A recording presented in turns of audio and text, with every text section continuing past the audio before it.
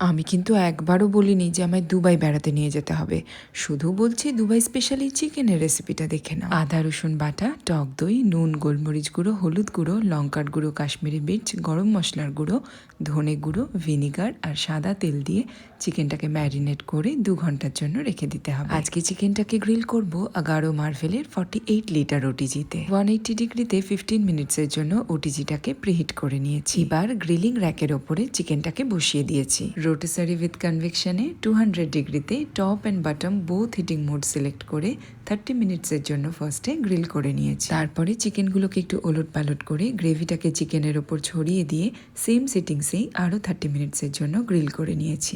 দাঁড়াও, এখানেই কিন্তু শেষ নয়, এবার একটা সস বানাতে হবে।